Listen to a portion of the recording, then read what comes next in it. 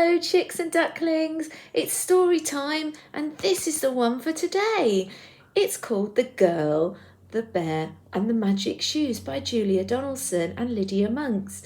Now, I really like this story because it's got lots of places where you sort of feel over the cover there's a bit of sparkle in it. I'm not sure how well you'll be able to see that on the video, but it is such a brilliantly fun story to read, so I hope you enjoy it. So make sure you're sitting comfortably and I'll begin.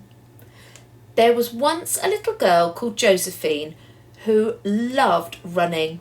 Her old running shoes were too tight, so she went into a shoe shop and tried on some new ones. They were red and they had a label saying Magic Shoes. "What's magic about them?" asked Josephine. "Aha, wait and see," said the shoe shop lady. Josephine bought the shoes and decided to go for a run. Pitter-pat, went the shoes. But then she heard another sound. Click, click, click, click. Josephine turned round. A bear with a backpack was following her. Click, click, went his claws on the road. Josephine ran faster. So did the bear. Pitter-pat, click, click. The road went uphill. Up and up it went until it stopped at the bottom of a snowy mountain. Josephine stopped too. "I'll never get up that," she said. "Yes, you will. Oh, yes, you will. Just start climbing and don't stand still," came a voice, or rather two voices. The voices seemed to be coming from Josephine's feet. Josephine looked down and was amazed to see her new running shoes change into blue snow boots. Crunch, crunch, crunch. Josephine crunched her way up the mountain. But crunch, crunch, crunch, the bear was still behind her. Josephine reached the top of the mountain. The other side was very steep. "I'll never get down there," she said. "Yes, you will. Oh, yes, you will. Just start skiing and don't stand still," came the two voices. Josephine looked down and saw that she was wearing a pair of green skis. Whee! Whiz! Josephine skied down the mountain, but whee! Whiz! Behind her, the bear was sliding down on his bottom. At the foot of the mountain was a bog. The mud was thick and deep. "I'll never get through this," said Josephine. "Yes, you will. Oh, yes, you will. Just start squelching and don't stand still," came the two voices, and the skis turned into yellow wellies. Squelch, squelch, squelch. Josephine squelched through the bog, but squelch, squelch, squelch. The bear was still coming after her. Josephine came to a lake. "I'll never get across," she said.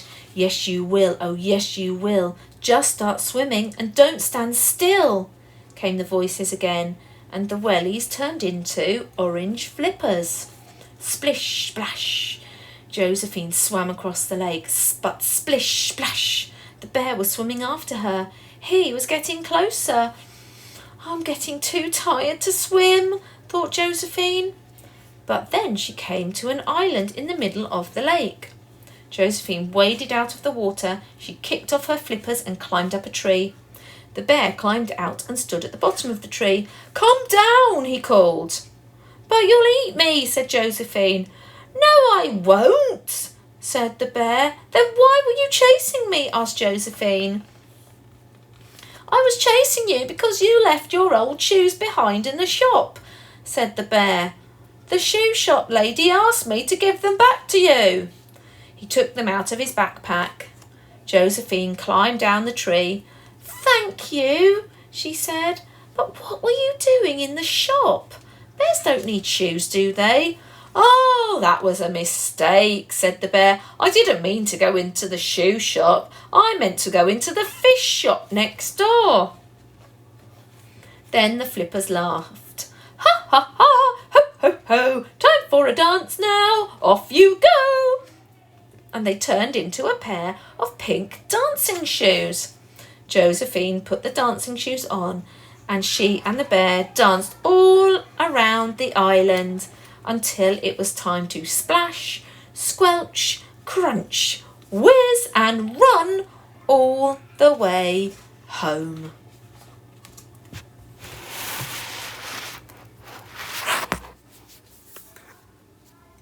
Well, wouldn't a magic pair of shoes be so super useful at school? Just think, you wouldn't have to take off your shoes and put your wellies on in the garden.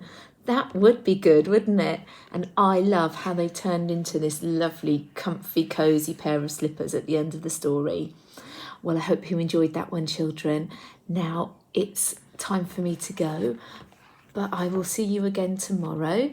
And have a lovely evening, everybody. Take care. Bye.